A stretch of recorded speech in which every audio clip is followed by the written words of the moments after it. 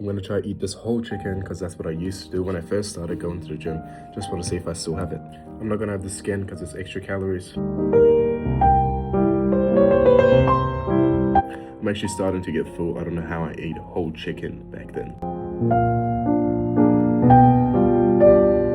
I actually think I can do it. There's not much left.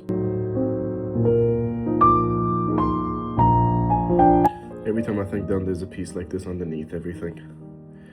But I'm close. Again. I think this is the last one though. Holy fuck. I'm done. I did it.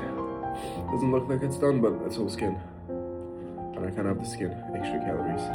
Eat whole foods. Train hard. Don't overcomplicate shit.